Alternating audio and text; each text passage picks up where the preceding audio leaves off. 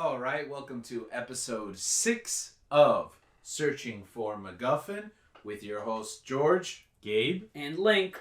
Today we're going to be talking about a very special topic in our hearts and minds, and that is the state of Star Wars. So Star Wars is something that's been ever present in my life as long as I can remember, and it's something that's kind of grown and changed with me as I've evolved, and I think it's the same for each of you guys. So what we want to do is we're going to kind of take a look at then and now and see where we're headed with Star Wars as a brand, as a universe, as A religion. as an idea. So I want to start first exploring what our first experiences were with Star Wars. Me personally, I remember watching them very, very young. I can't even tell you how old I was, 3, 4, 5. There were these old CBS Fox tapes that my parents would get. They were part of like a movie club, kind of like Columbia House, if you guys are old enough to remember that, where you would get like CDs, movies sent. But I remember specifically it was only like Fox films. And they all had the same like gray border on them. And so basically, for me, movies growing up were just movies made by Fox for the first couple of years. And Star Wars, the first one, was one of the earliest movies that I saw. And my older brothers and sisters were really into Star Wars. They loved these movies. But I remember the moment where it became mine, where I really gravitated towards and was like, oh, Star Wars is something that is like super important to me, was around 1995 when the THX remastered versions of it. Now, these aren't the special editions that would come out in 97. These were just, Lucas had touched them up. They had THX remastered sound, was this new technology that they had to make everything clear and in stereo, and they had recolorized it for the Laserdisc previously, and the picture was as pristine as it was then. And they re-released them in the theaters.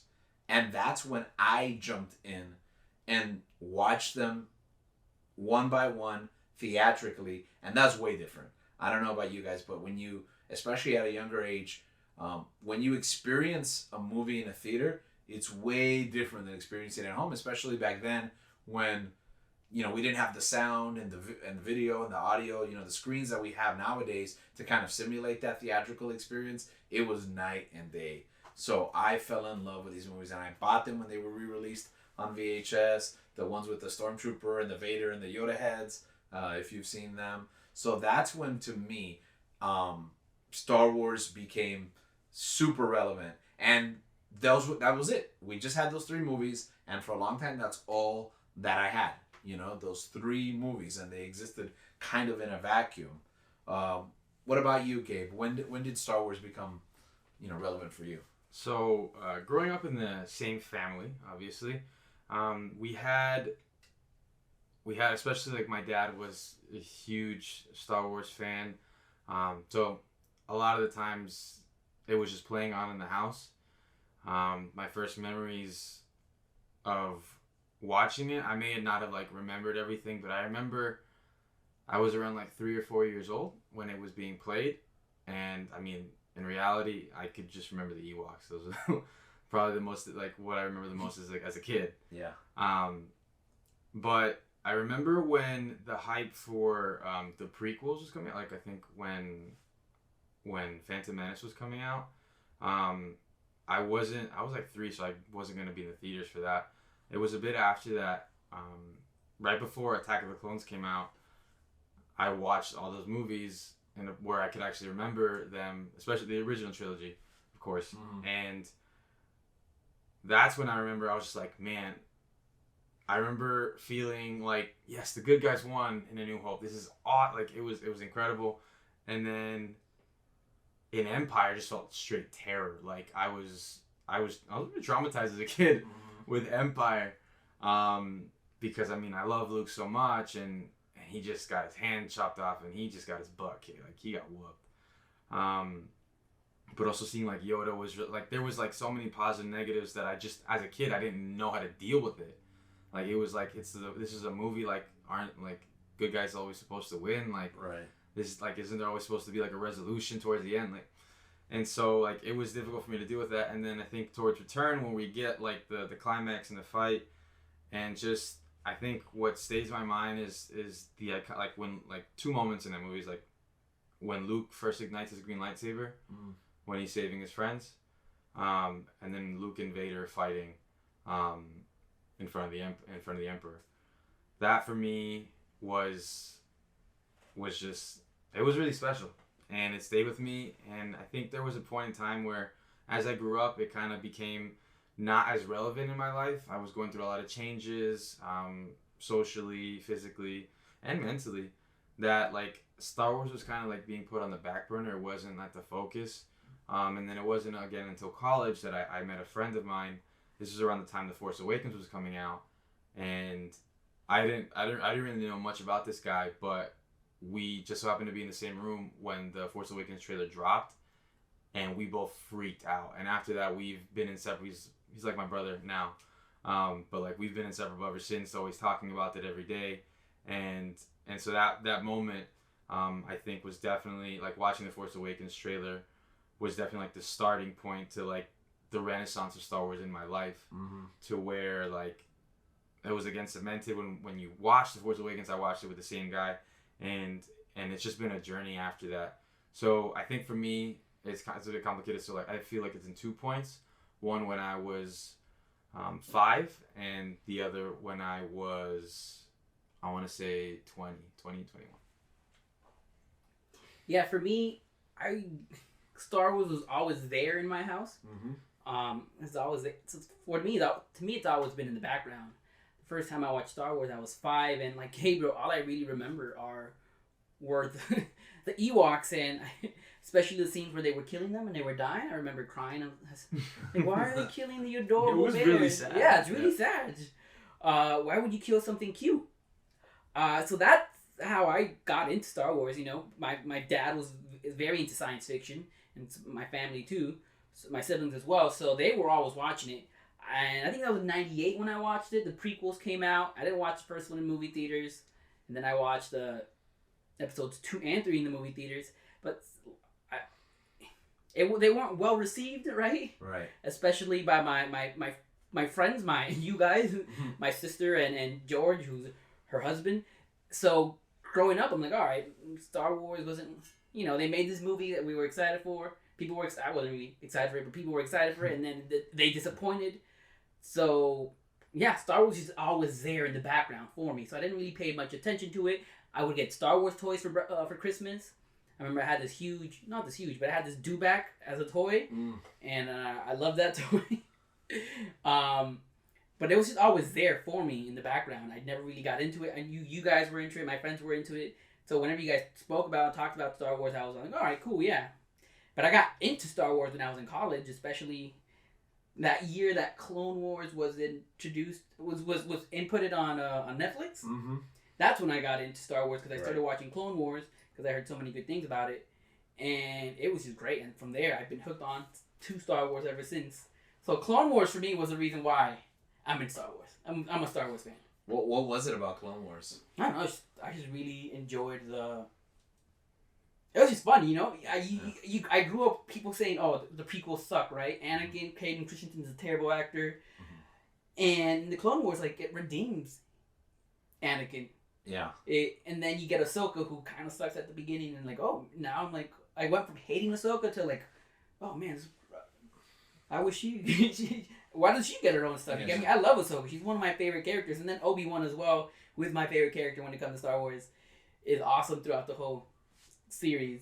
So that's what got me into just the characters. Got me into. So would you say it's like, because I know you're a fan of the animated medium, would you say like that was kind of like a point for you? It's like, oh, Star Wars in animated form. Like, was that a reason like you kind of wanted to check it out, just because it was just like it's a TV show about Star Wars? Yeah, I think it was a little bit of both, because I know they had this Clone Wars 2D show, right? I didn't really watch. I haven't watched it. I mean, it wasn't really a show. But it was like a short, right? Yeah, like every episode was like 2 to 3 minutes. Yeah. And then a new one every day, so. Oh, okay. Like the whole season is about an hour after the season. Oh, okay. I do you said, I do like animation, but it was just the fact that Star Wars was there. I'm like, all right, let me just watch this. You guys recommended it to me. Didn't have much friends in my first year of college. Really making friends there, but I watched it and I really enjoyed it, and like ever since then I've been hooked. Awesome. And I think you can do a lot more with animation than you can in live action. Yeah, so that's what I love true. about Clone Wars. Like you can actually see like Ahsoka do all these crazy flips, and then you watch her Rosario Dawson do it, and you're like, oh. She jumped. That's what she did. She jumped.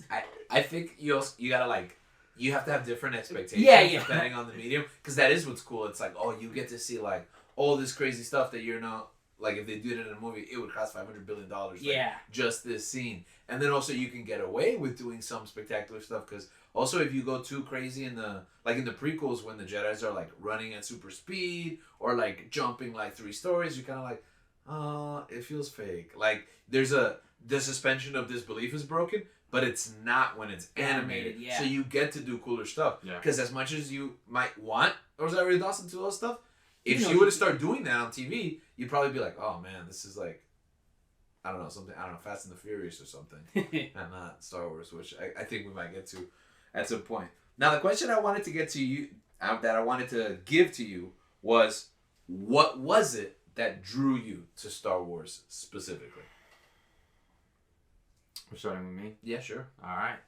So, what drew me to Star Wars, I mean, I feel like there's so many, it's one answer, but like there's so many different like components of that answer. And I think it's just, well, obviously the introduction was the family aspect. My whole family basically watched it and they loved it, and my dad is a huge fan, and seeing like his passion for it, really, that's what drew me towards it. But what kept me and what made it my own in a sense was that I feel like when I was watching this, you kind of, you feel it a lot in Empire, is this sense of like, man, they're really taking on the world, like in our sense the world, but in then like the galaxy, right? Like this little band of like people who don't want to conform to what the space government is telling them to, like, and obviously like we see it as like they're evil. They're bad people. Yeah. And so just the fight for good and evil, but the fact that there are there's like the story of like those 3 friends, Luke, Leia, and Han, coming together and helping these people, like trying to fight for something. Yeah. That fight that included friendship, that includes family, because by the end of it is a family. It's a story about family. Mm-hmm. And it's just something that's like, it's special to me because like I love my family, and this was something I was able to share with them.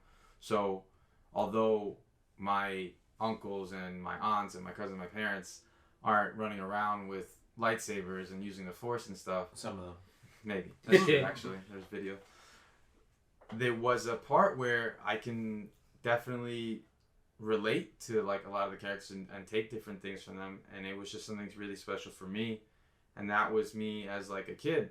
And I feel like as I grew older, as I changed mentally, physically, whatever like we were getting for Star Wars, like you view it differently, right? As like you start to change, you start to see things not necessarily as black and white, and I feel like Star Wars has done a great job to maintain that and like also open up new avenues to do that. But the short answer, I think it's family on one end, and on the other also is could be the spiritual factor with the Force. I consider myself religious, but there are certain aspects as well that I take from there that it's like I can apply in my own life that I appreciate, and I just feel like Star Wars is so huge, so big, but at the same time so intimate in certain situations. So that's it for me. Yeah, well put. I think for me, what draws me to Star Wars is this great conflict, this great controversy between the battle between good and evil. Yeah. Mm-hmm. It's not, and you started off in the original trilogy, episodes 4 and 6, right?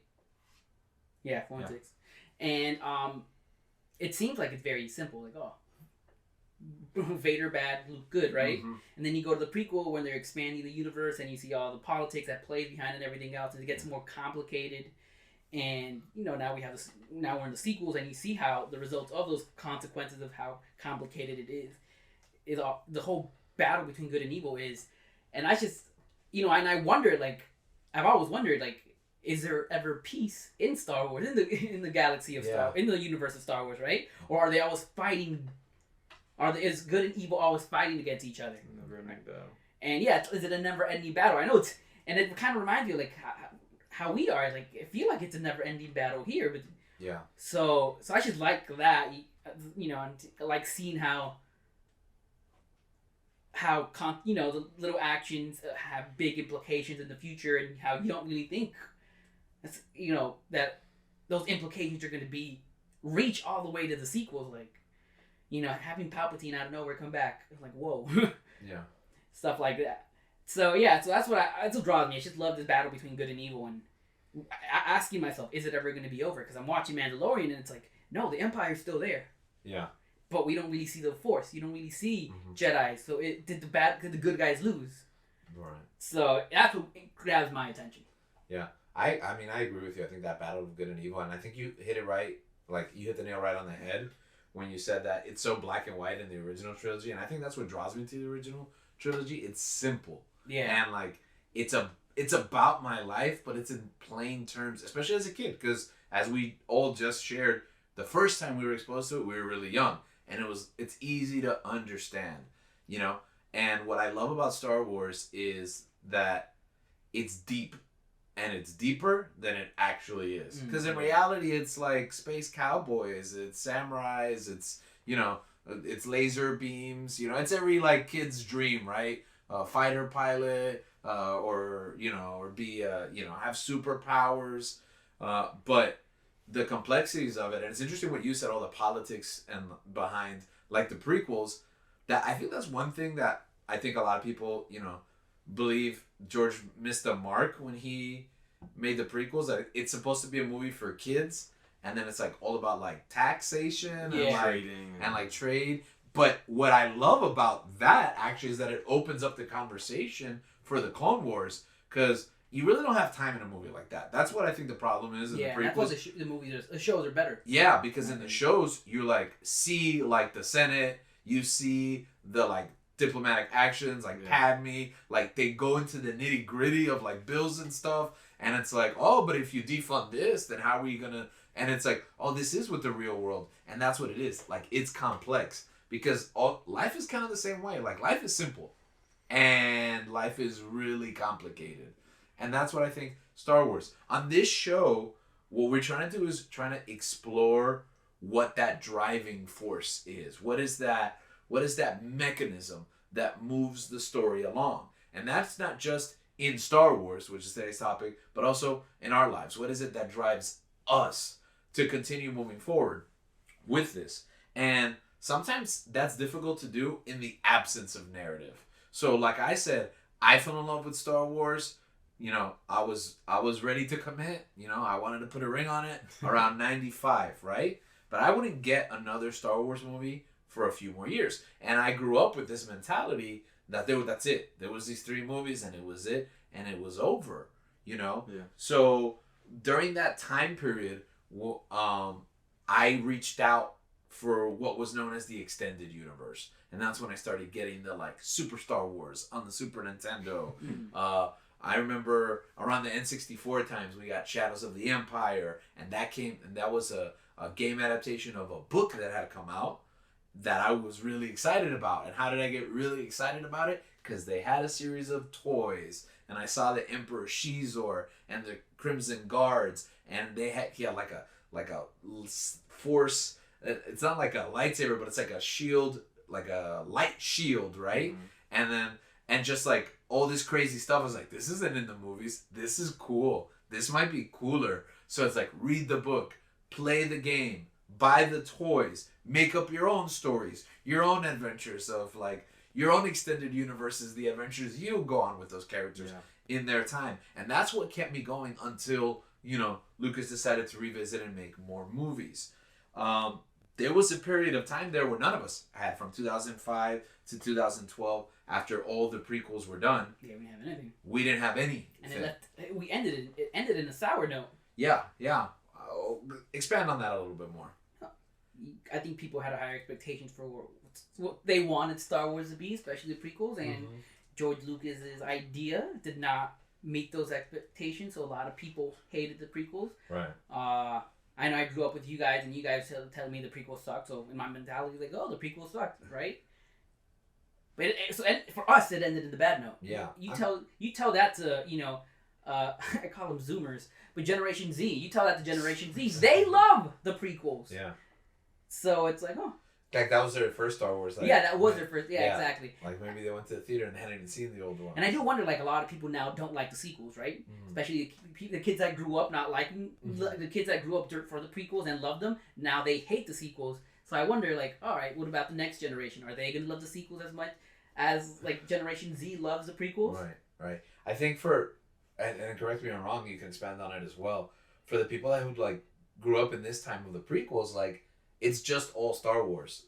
Sometimes when you're that young, if you hit it that young, like, I know some of the kids, my family, and some of the younger students that I have, like, this is their first Star Wars. So then they go back and they love that because it's tied to this. And it's just all Star Wars. Like, I don't care. I don't care what it is. If it's Star Wars, I love it. No, yeah, as a kid, after watching the original trilogy was something I was like, okay, I like this. Like, I don't understand all of it, but I like it. When I'm watching the prequels, there was still stuff I didn't understand because I was pretty young. But visually, I was like, whoa, this is awesome. Seeing Mace Windu's purple lightsaber the first time, I was like, there's another color? I was for, like, the Coliseum scene in episode 2, seeing a Mandalorian fight Obi-Wan, seeing Jango fight Obi-Wan, like, there was a bunch of cool things that I'm like, as a kid, I'm like, man, this is awesome. But even as a kid, I didn't get the same feeling as I did from the original trilogy. Like, yes, it was all Star Wars. Yes, like, it was all the same in a different time period, but it wasn't the same type of feeling I get. Maybe it's me because of the eras or whatever it was. But for me, it wasn't the same. But yeah, like, I don't remember it. Like, as a kid, I was like, I didn't remember everyone saying, this is bad, this is trash, or whatever. Once I got older, I was like, oh, like, the prequels were looked down upon. The majority of the time. But I mean, as a kid, I was like, yeah, this is Star Wars. It's fun. I really enjoy it. The toys, I was all over the toys as a kid. Yeah. Even my dad, my family members, like, they all had, like, collections of stuff and, like, for the different timepieces as well. And yeah, it's something that I didn't really get the hate on, like, for the prequels at first. But then afterwards, like, as I grew up, as I watched them, I'm just like, oh, these movies aren't as great as an adult. Or whatever. Like, these movies aren't as good. The dialogue isn't there. But I feel like people can still find enjoyment in it. And so at the end of the day, it is Star Wars. So. Well, going back to that period of 2005 to 2012, Link said something interesting. He said how they ended on a sour note, that last episode 3. It's not just the reception to it, because I think most people like 3 much more than 1 and 2, because it was just the end. Like, and by the end of the movie, it turns into the Star Wars that we fell in love with. It's like, oh, look, stormtroopers and, like, Vader, We're getting there. And like those final shots where he frames them to look like, the original films. So that's nice. But also from a narrative perspective, it ends on a down note. Like, the Republic is wiped out. Yeah. And Vader and the Emperor are in charge. And it's kind of like, oh, this is not the happy end. Like, it's the opposite. We like it when it happens in the middle chapter. But not at the end. Like, yeah, maybe not so crazy. Not that we don't like it, because we knew that's where we would have to end in order for A New Hope to make sense. But it leaves you from a narrative perspective, like, the bad guys won. And Star Wars has always kind of been about hope. And it's not a very hopeful, like, place where it leaves you. It was also a little bit confusing because it's like you spent 2 movies rooting for these people.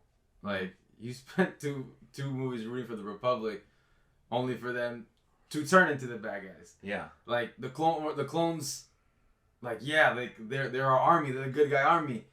oh, they just killed all the Jedi. Mm-hmm. Like, and at first I was like, what? Like, obviously you know what happens at the end, but when I watched it when I was young, I was like, why are they killing the Jedi? And it was a very, like, even now, like, when you watch it, like, with the music, and it's still a very somber scene. Like, Order 66, like, it's just very, it's something, like, I'll always remember when I watched it the first time, I was like, this is depressing, this is super sad. Mm-hmm. And it was also, like, it was pretty confusing in the sense of, like, these people were the good guys, and now they're the bad guys. Yeah. This kid who we seen from a young age now as a young man, like as a Jedi, like he's super cool, he's super awesome, and now he's killing a bunch of people. Yeah. Children. Now he's a bad children.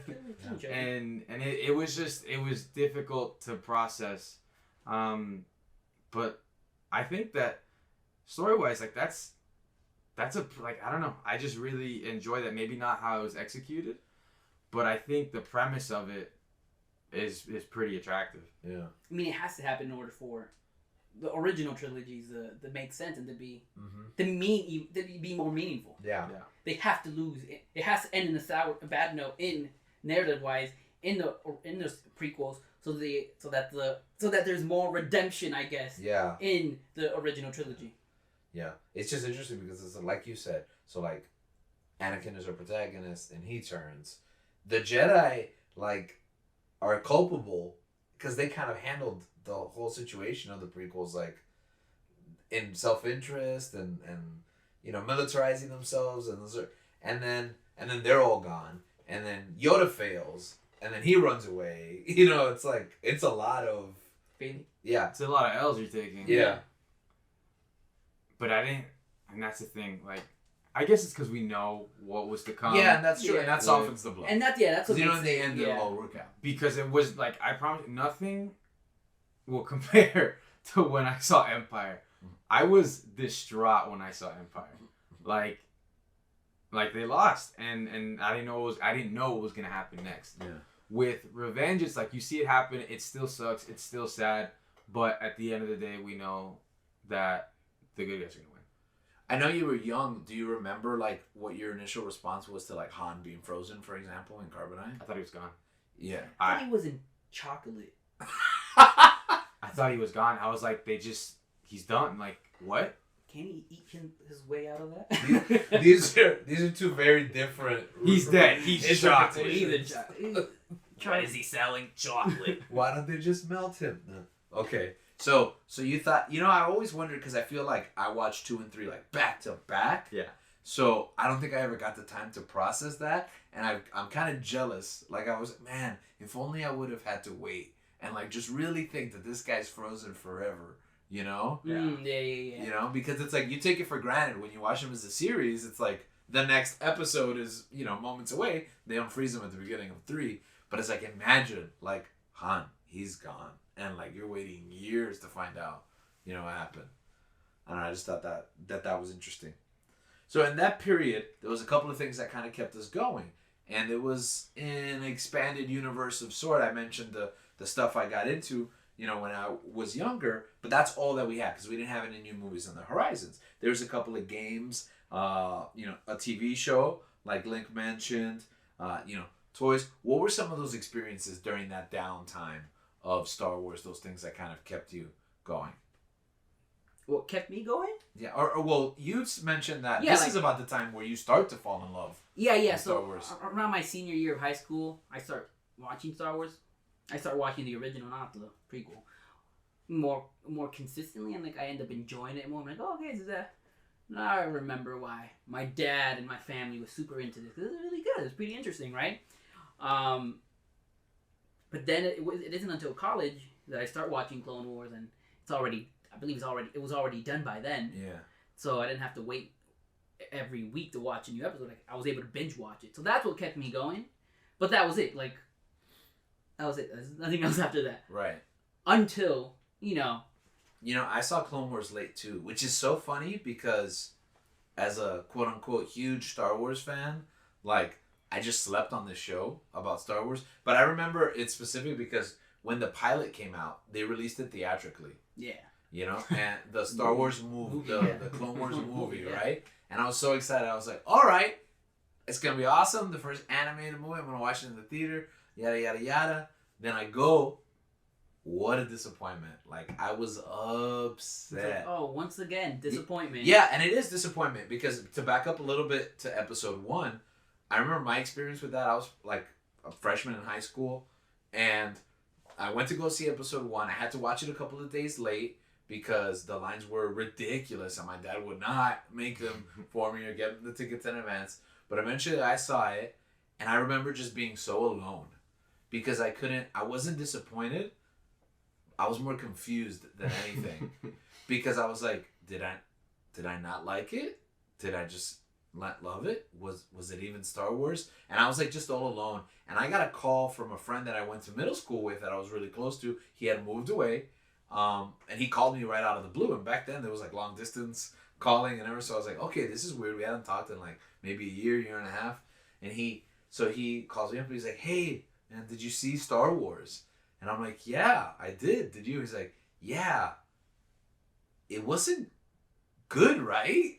Like, and I was like, yes, thank you. Okay, it's not just me, right? Because I couldn't fathom not liking Star Wars, you know? Yeah. So then here we are again. Like I went to the theaters again, and I did not enjoy it. So I was like, I'm not watching Clone Wars. I don't care. I think I did check out an episode or two, and like I was like, oh, Jar Jar's in this. Forget it. You know, obviously I'm young. I'm stupid. I'm gonna stick on like these little things. I'm like, I don't want to see more Jar Jar. Who cares about clones? They're all the same. They all look the same. They all sound the same. So I picked. But then when I was teaching, my kids, it hit Netflix. And my kids were like, you gotta watch the show. This show's awesome. You love Star Wars. I'm like, nah, Clone Wars is terrible. I'm not gonna watch that. I went to the movies. It was the worst, you know?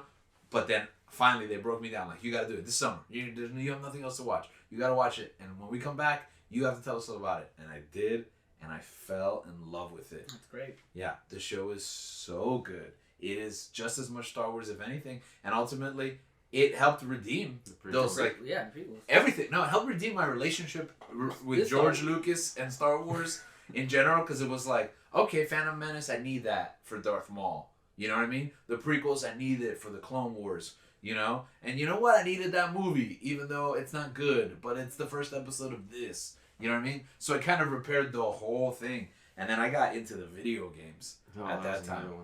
Yeah. What was your experience like? For me,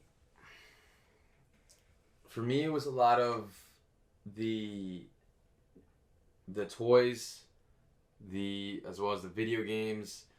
As far as Clone Wars, I remember when the movie premiered. I didn't watch it there. I watched it on Cartoon Network. They had like a whole premiere there. Like I saw it being advertised for a couple of weeks. Yeah. And I was like, all right, fine, let's do it. And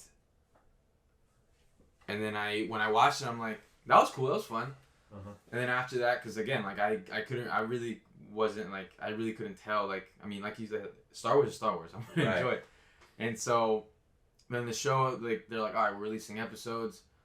But like, as I was watching it when it came out on TV, it just felt very disorganized and jumbled, and it's like there wasn't like a coherent story. Like I couldn't really follow along with it. Right. So it just became like how I used to come home and watch Transformers. Like it was just on TV. I'm just watching an episode, eating, and then leaving. Mm-hmm. Like it was Star Wars. It was awesome, but I didn't know exactly where the story was going. Yeah.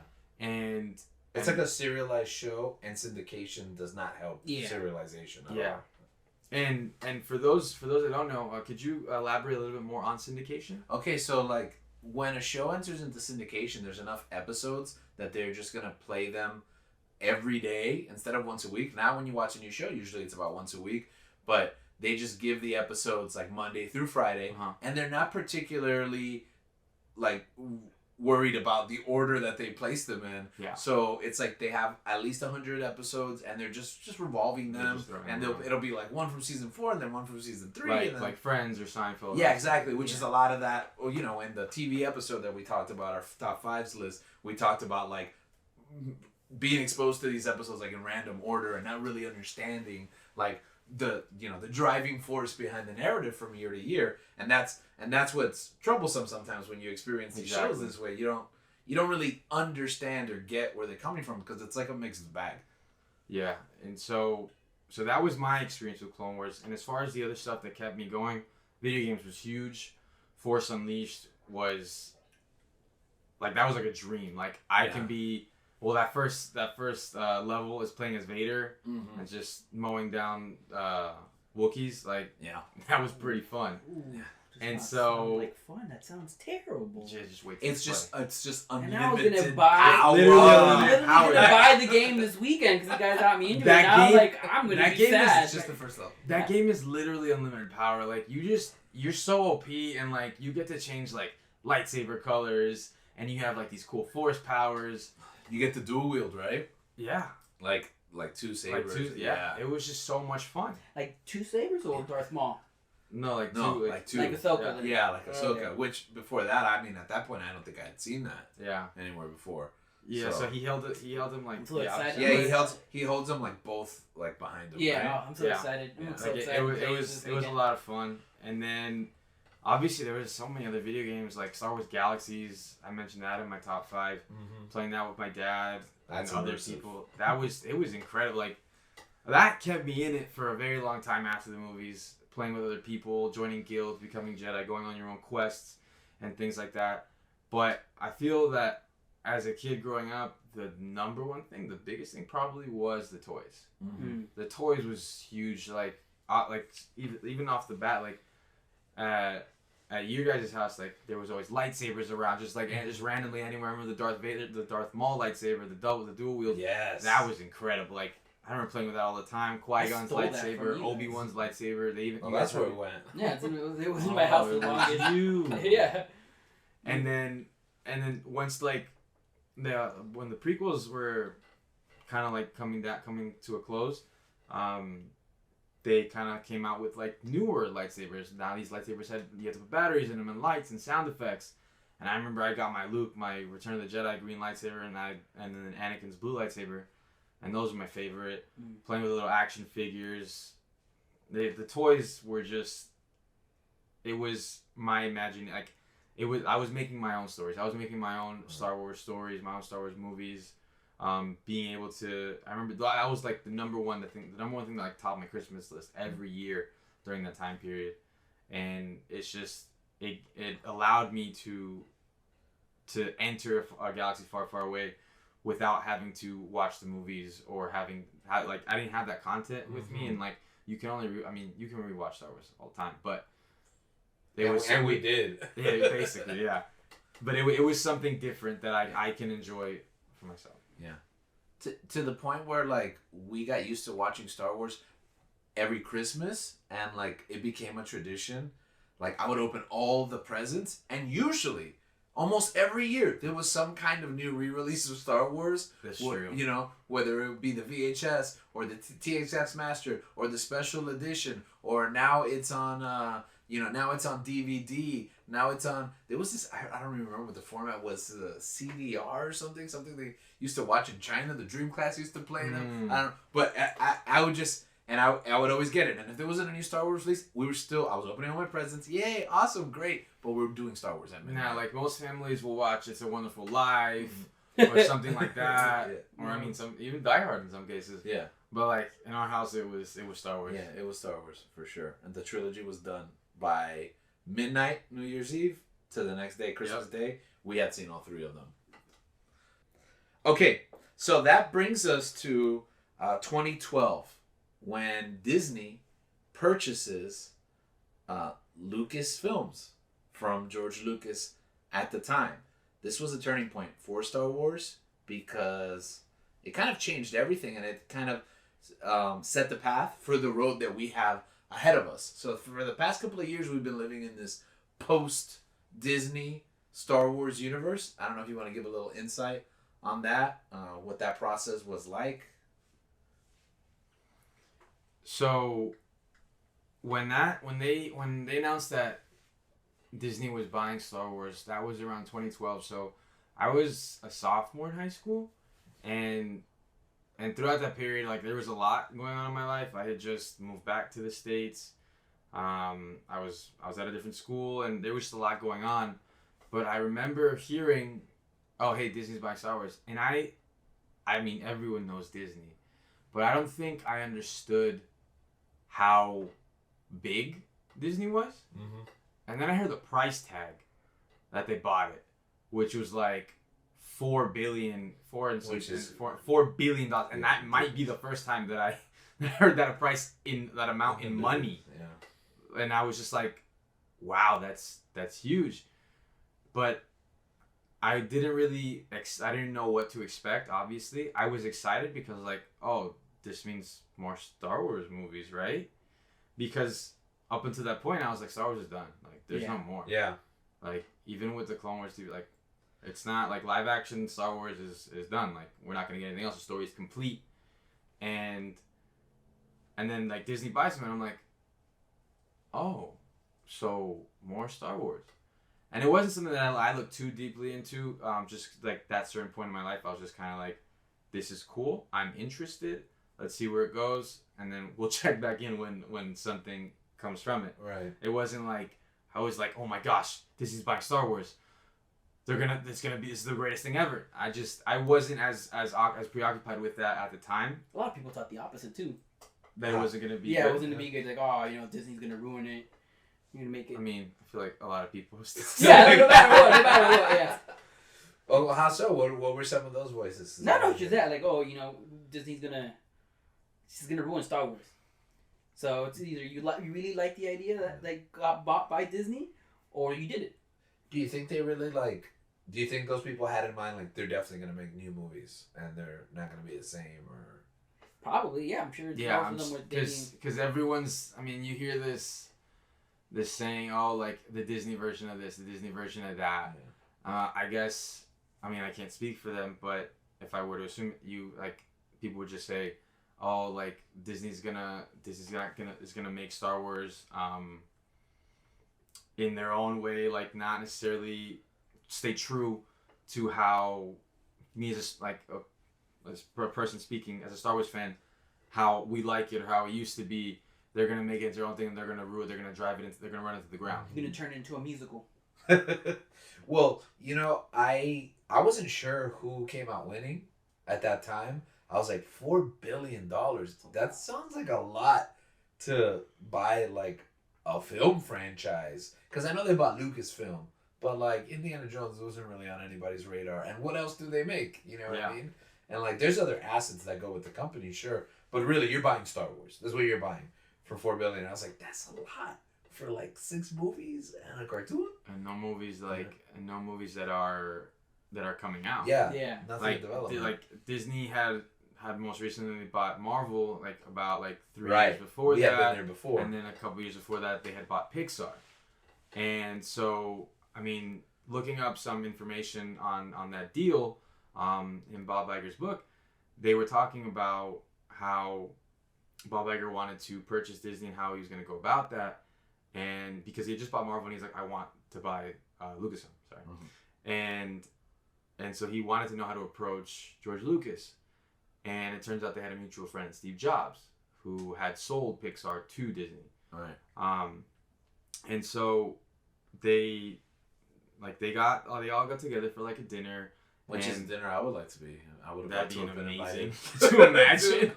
What if they went to like the cheapest restaurant? They went to like Cheesecake It's Factory. like like a burger joint, like a diner or something. You like think that. so? Really? They all that money? And That'd be awesome. No, I'm not saying that's what happened. No, I was about to say. No, I feel like that's where Lucas would go. I feel they need a vegan option for Steve Jobs.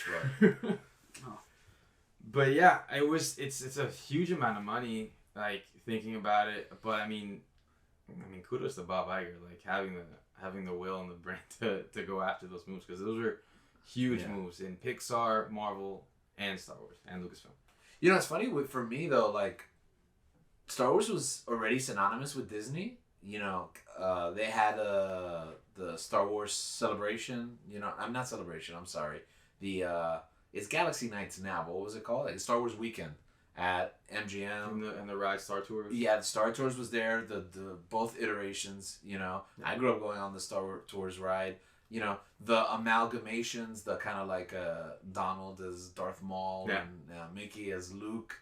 You know. They had that before. When Yes, they started doing it? absolutely. I actually didn't know that. Yeah, since always, because it's always been in the park. Star Tours is super old. I know Star Tours is old, You know? but Yeah, in the little shop by Star Tours, like they always had Disneyfied versions of, and they always had Star Wars weekends. Like that's how it all came along. It was like we spend a lot of money on Star Wars. Like why don't we just own Star Wars? Yeah, because they were already doing it a lot. Yeah, Star Wars weekends. I mean, in my opinion, Star Wars weekends was even better than Galaxy Nights because like there was a lot more stuff. It was longer. You could go. I wasn't there for Star Wars weekends, but I agree. Yeah. I've been to Galaxy Night.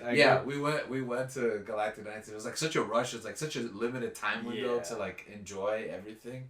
But yeah, so for me it was like, okay, this is normal. Like this is normal. The question was that will they make more movies? You assume they would. You have to. For $4 billion. So the first two projects that started that phase was The Force Awakens and Star Wars Rebels. And I believe Rebels started shortly before Force Awakens. Yes, Rebels was in 2014 and Force Awakens was released the following year. Okay. So I started watching Rebels right away because I'm kind of a Disney fan and I'm a Star Wars fan. So 2 and 2, yeah. So I was like, let's do it. There's a new show on Disney XD, right? I made sure my cable provider had the appropriate channel. I think I'd already seen Clone Wars, so I'm like, all right, I'm down for the next show. Hopefully it's as good as Clone Wars, you know? And it gets off to a rough start, I would say. It's not bad. It's not. I think Clone Wars is like, it takes up a lot longer time to pick up. But like, it's like, okay, it's like Space Aladdin. That's cool. I like Aladdin. You know, it's one of my favorite anime movies, so I was down for it. So, but I know that you guys didn't really watch Rebels right away, right? No.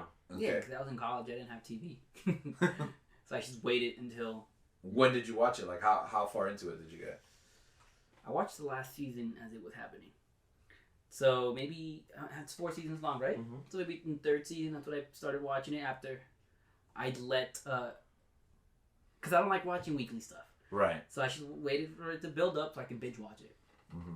But I still had 1 more season left, so I'm like, all right, so I can enjoy it as it's going on. What about you, Gabriel?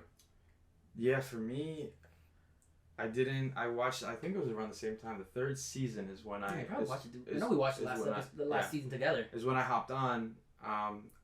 When the show was announced, the show was coming out, I was like, man, and I hadn't, I had seen Clone Wars, but I think I was in the middle of my Clone Wars binge. Mm-hmm. And I remember I was just unattracted by Rebels, by the animation style. by the animation style, the lightsaber. I did not like the thin lightsabers. Fencing lightsabers. Yeah, I really didn't like it, and believe it or not, like that turned me off big time.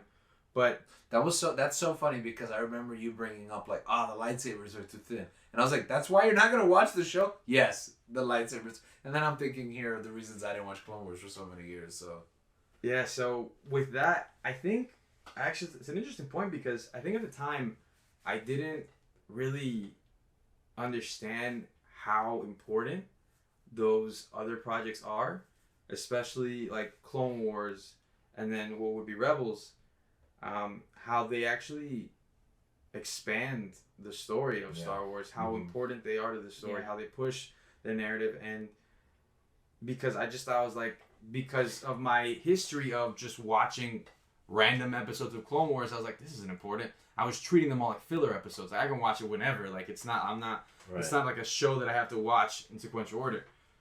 And so like it was a mix of things going on in my head.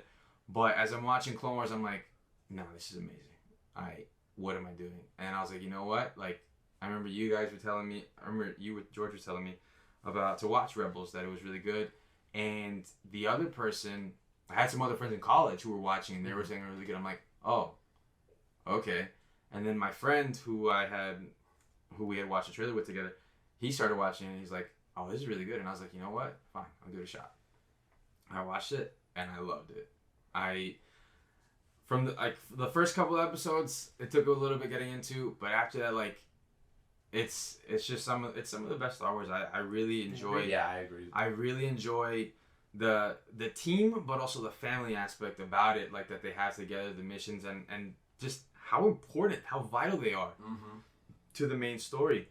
And watching that last season, I was watching it week to week. It was torture. It was pain. It was beautiful. But like I had to get up before class at 8 in the morning because it would premiere the night before. So then they would do a rerun in the mornings, and we couldn't get them anywhere. Like either it wasn't on a streaming service or anything. So I had to get up and watch it the next morning on Disney XD's website with commercials, with all this stuff.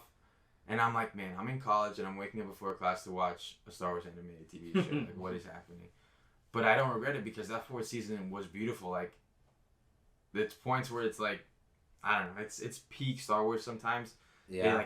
When it's in stride, it hits. Like, it's incredible. Yeah, I can't even explain it to someone who hasn't seen the show. Like, because there's no way to like verify. You know, yes, it's amazing. It might be some of the best stuff. That's all I'm gonna say because I don't know how to explain that out. No, yeah, I agree. It's some of the best. You have to watch Clone Wars though in order for it to. Yeah. Because you can watch it without Clone Wars and it'll be good, but it just draws back so much from Clone Wars that you have to watch it. You know, and that's one great problem to have, the interconnectivity of everything. That like I have friends and family who are like, oh, I want to watch this, and I'm like, oh, but if you watch that, you kind of have to watch everything they've ever made. Yeah. You know, because it's like Bad Batch is on right now. We'll get to that in a minute, the current stuff. But it's like, you can't watch Bad Batch unless you watch the last season of Clone Wars. And you can't watch the last season of Clone Wars unless you watched all of Clone Wars. But then also, you kind of have to watch Rebels too, because it's all leading to that. And it's like, that's it. That's all of Star Wars. Like, you have to watch all the movies too, you know?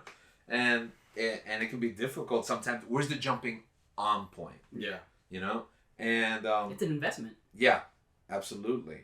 And now in this period, we have the new trilogy, right? So you guys started watching Rebels after Force Awakens, so you were already in a post Force Awakens. Like, I guess it starts with Force. We could talk a little bit about that, and then really quick, you know, there's a lot to unpack with the new trilogy, but we're not here to talk about, you know, just that. But what was your reaction to Force Awakens, and what do you think about the state of where we are now in a post Rise of Skywalker world? Yeah, and when Force Awakens came out, starting off when I saw the trailer, it was so. It was just hype. It was pure hype, man. Like, I was so excited. I made a new friend, and I was rediscovering my love of Star Wars.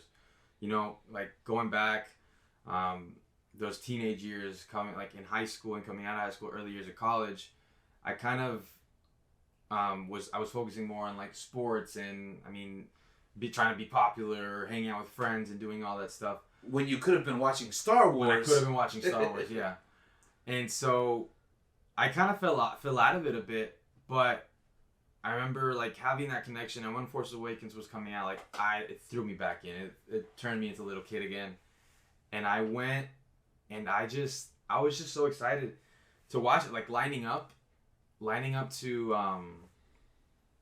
watch Force Awakens. It was such a surreal experience, just because like I didn't get to like go to those midnight premieres, obviously in the original and in the prequels. I was just too young, so I was able to stand in line for a Star Wars movie, and those experiences are crazy because where I was at was it was in Tennessee, and that's where I was going to school at the time.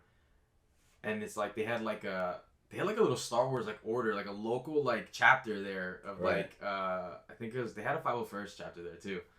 And there's just a bunch of cosplayers and people like in Jedi armor, Jedi suits, Jedi robes, sorry, and lightsabers, and they just did like a procession walking through the theater. There was like you could feel like the excitement in the air. Like it was an experience that like not a lot of people get to experience, and I loved it. I loved every part of it. And then watching the movie, it was such a fun ride for me.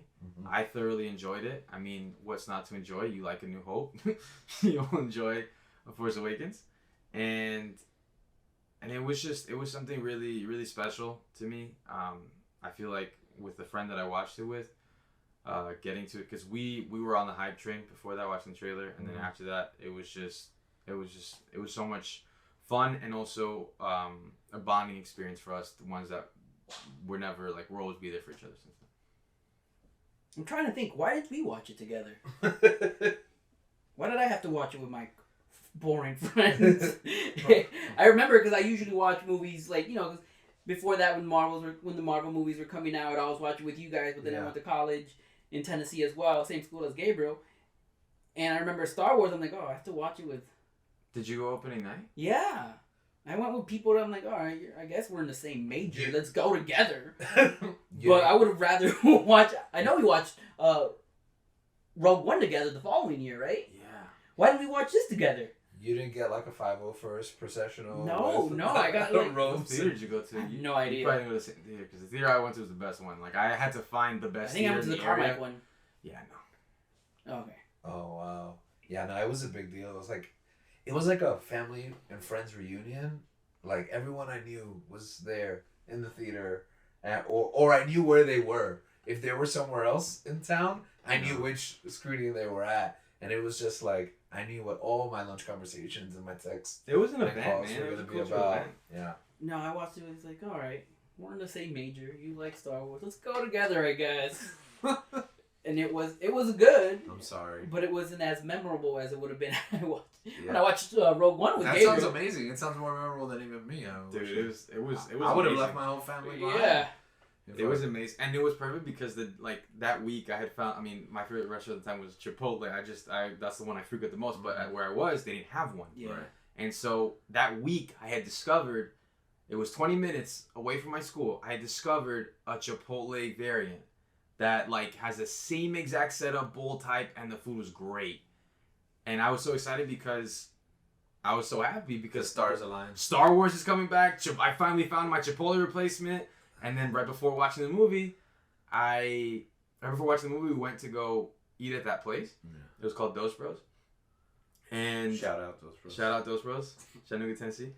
And so when we were driving on, oh wow, when we were driving over to the theater, I distinctly remember, those signs that they'll say road closed, this road is closed on this date. The day Star Wars was coming out, it said, "May the Force be with you. Drive safely." And I was like, that's man, cool. that's the grip of Star Wars. That's how the reach that it has. It's everywhere. You think we'll ever get that again? Like opening night? Because now Star Wars is kind of like a lifestyle, and we're blessed that we have all this content, but we're never gonna. We've traded it in. It's definitely been a trade off. Yeah, I don't think there's gonna be another relaunch of Star Wars, right?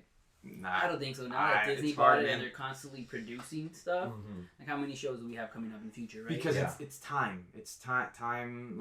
That's what makes you crave something. That's what makes you want something. But it's not necessarily that it's a terrible thing that Disney's doing. But I mean, they have ideas, obviously put into production for sure. But with that time, it's we don't have enough of a break. Yeah. Okay, so moving on, Last Jedi comes out. It has a divided response. Full disclosure, I think everyone here is a fan of it. Yeah, I really like that. I love that movie. Yeah, to me, it's actually my favorite among these that three. trilogy. Yeah, same. Yeah. Then Rise of Skywalker comes out. Universal disappointment. I think there's enough time has passed now that we can. That's pretty much the reception. I mean, I'm sure it has its fans, but I think for the most part. Yeah, I think I agree. I also think that people that were still carrying kind of what they felt from Last Jedi kind of into this one, which I guess kind of hurts it. But personally, I just wasn't a fan of it. But yeah, I would agree with that assessment. I feel like fans were divided on Last Jedi, and then the people who liked Last Jedi felt like Rise of Skywalker just reversed everything that they liked about Last Jedi, and the people who were critical of Last Jedi felt like they just went the opposite direction without rhyme or reason, and oh, that's not what we wanted. I feel like nobody got what they wanted out of it. Was trying to serve two masters, be the sequel to the movie that you're trying to contradict, and I think it didn't know what it wanted to be. That's a longer conversation. Yeah. Definitely. But that's where we're at now, and what we currently have is we got two shows on TV. We got The Mandalorian, and we have Bad Batch. Bad Batch after the end of Clone Wars, the final season. So Mandalorian is really special to me because I know when we were talking, you mentioned something like I never imagined like a live action Star Wars show, you know? Never in a million years. And the irony is that I always imagined it because Lucas wanted to do this thing. And like everyone would keep telling him, you can't do this show. It will cost $10 million per episode. It's impossible. Luckily, Disney, they found the solution to that. You spend $10 million per episode.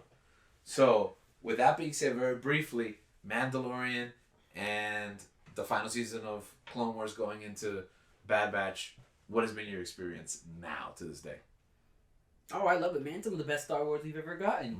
I agree. Yeah. Like, I remember when they announced that Clone Wars was saved at Comic-Con, like, when they said it, I was freaking out. I was like, are you kidding me? This is real? Like, that final season of Clone Wars I never got, like, I was so happy and excited. And as far as, like, when The Mandalorian was announced, I was like, that was, like, the first time I was like, because for me, I love the Jedi. Yeah. Like, that pushes, like, Star Wars for me, obviously. Like, I enjoy other things. But, like, for me, Star Wars is, like, a main thing. So, like, there's, like, oh, it's going to be, like, a Mandalorian bounty hunter. And, like, when I heard the premise of it, I was like, okay, no Jedi. Okay, that's fine. It's live action Star Wars. I was like, I'm still excited for it. Yeah.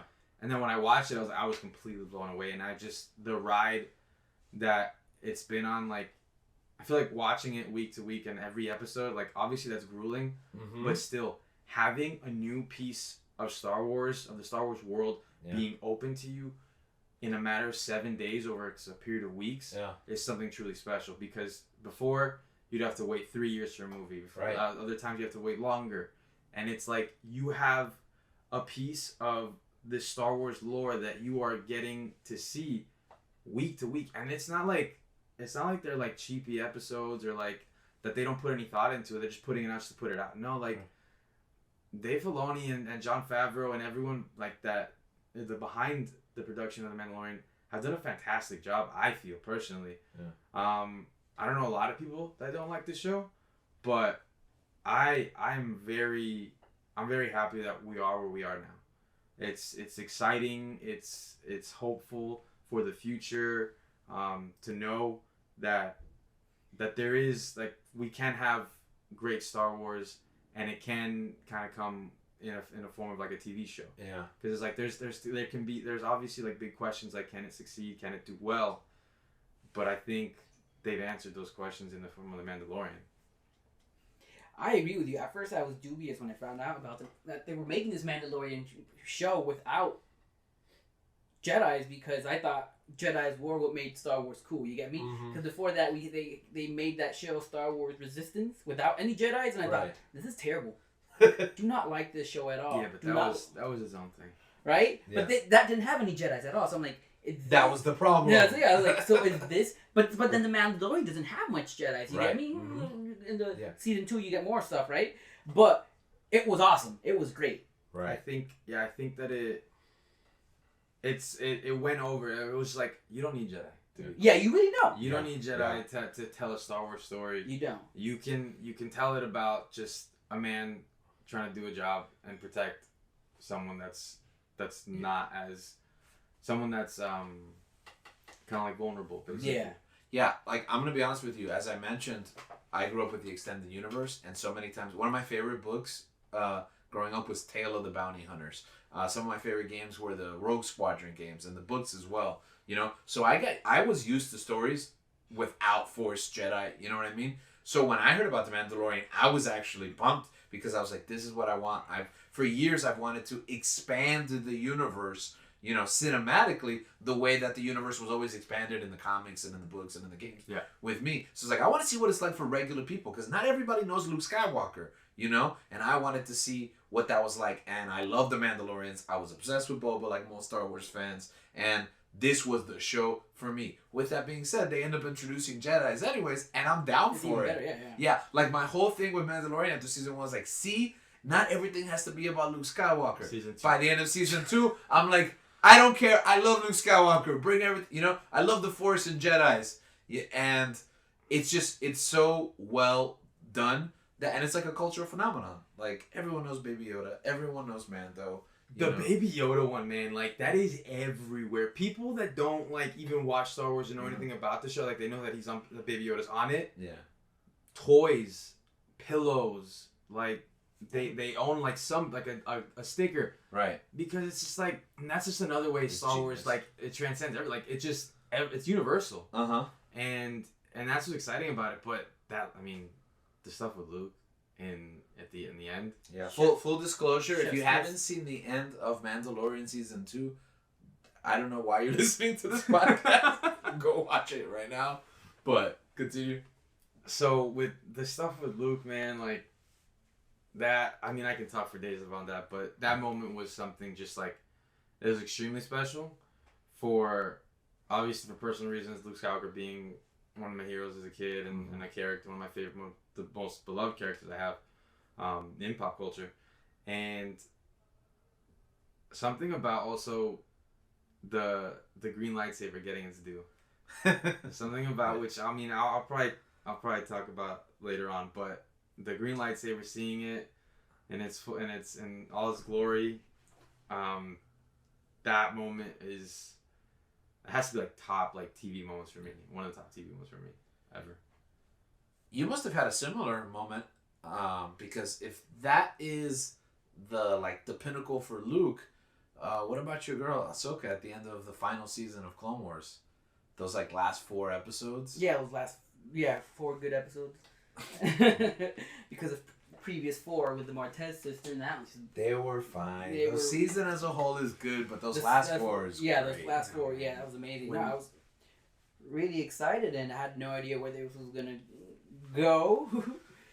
How it ended. I'm like, okay, but because of Rebels, we kind of know where Ahsoka is gonna go, and then in The Mandalorian, you see where she's going, and I think we all know where she's going on this new show that she's. I think we all know, but we probably don't. We probably don't. I'm sure we have an idea. He's probably going to be looking for Ezra.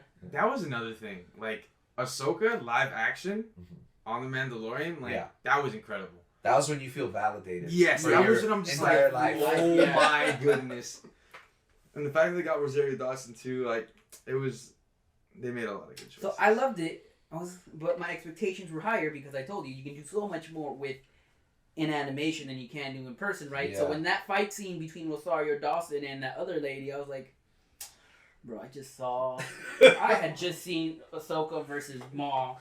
When she jumps off that ship and does a front flip and lands on the floor. I just saw Ahsoka versus Maul, and you giving me this? Also, when she... But that's just me having higher expectations. I think that's the problem with every Star Wars fans. Yeah. They just set their expectations so high and are always, let down. That's true. When I saw that somersault, she jumped off the ship in Clone Wars, I was working at the hospital as a greeter, and I was kind of on this dead time, and I was watching an episode on my phone, and when that happens, I started tearing up, I literally started tearing up, and then someone walks in, and I'm just I was like a deer in the headlights. I was how may I help you? They're probably thinking something's wrong with my family, at the hospital or something like that. I'm Ahsoka just. And so I took the temperature and stuff, but I thought it was funny. That was having that during the time of it was a pretty tough time on everyone. That was a very positive moment during a very dark time. All right.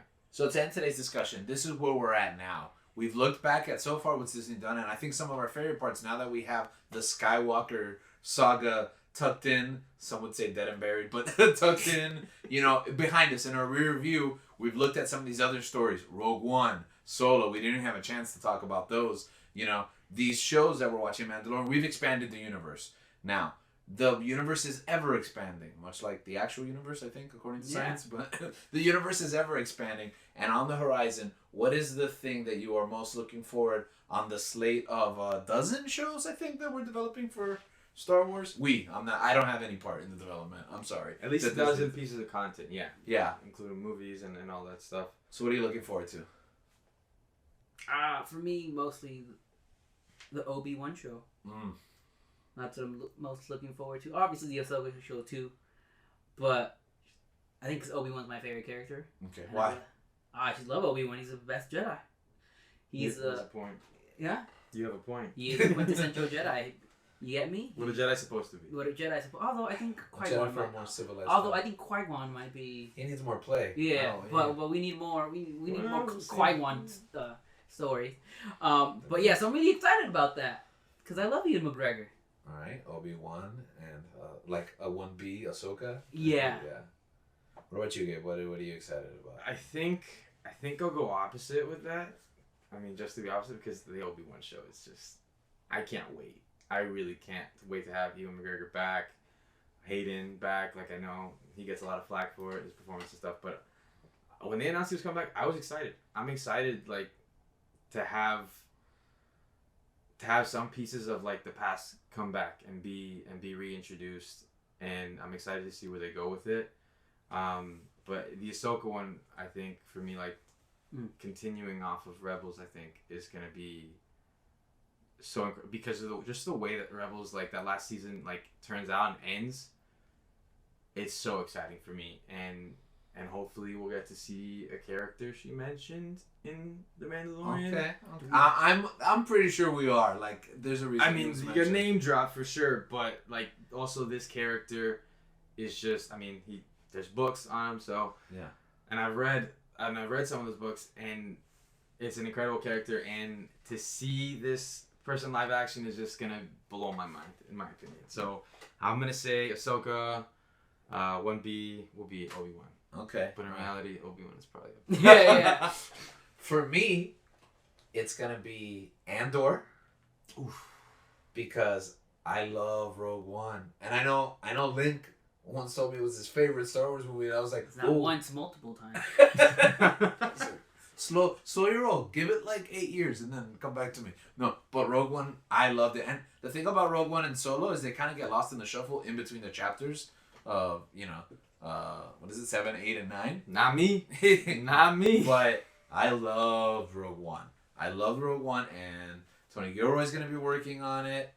Where that Lucas is going to be working on it, that's going to be an interesting dynamic. And, like, I think there's room. Characterization, if I had to criticize Rogue One for anything, it's probably one of the weaker part. It's a more of a narrative-driven story than it is a character story. So I would love to spend more time with at least Cassian. I have a feeling several of the other characters that we come along in that film. So expanding Rogue One is something I'm really, really excited about. And in the same vein, I loved Solo. I thought everybody did a great job there. So if the new Lando show is like launching from that point. They're getting a Lando show? Yeah, with Donald. With Donald Glover, yeah. Oh, I did not know about this. Oh, we're breaking news to Link. Oh, what? Yeah. Breaking news. And I have a feling that they're going to see things like Solo and Maul and stuff like that. Who knows how, like, Lando specific the show will be, but I have a feeling it's going to be at least a step to open up that specific time period. All the pieces that Solo put into play that I don't think we're going to get in a movie sequel. Billy D is it got to be in it, right? I think so. Kind of like narrating. Yeah. I think so. Hopefully. The Chronicles. I'm thinking the Lando Chronicles. That'd be awesome. You know? That would be excellent. Okay. Well, I think we're all out of time for today's episode. We talked a little bit about what our experience was and kind of what we're looking forward to. Sometimes it feels like we're in like a negative place, but based on this conversation, it seems like we all have one thing that kind of ties us, and that's hope. Hope. Yeah. Oh, I thought you were going to say Obi-Wan. Which is hope. You're my only hope. Yeah. Yes, that's true. Yeah. Well, there you go. So, and I think that's the thread. I think that's one of those driving forces in Star Wars. The hope that lies in the center of the narrative, and the hope that it gives us for a better world, a more civilized time, as Obi-Wan once mentioned. So, with that being said, we'll see you again next time. Until then, keep searching.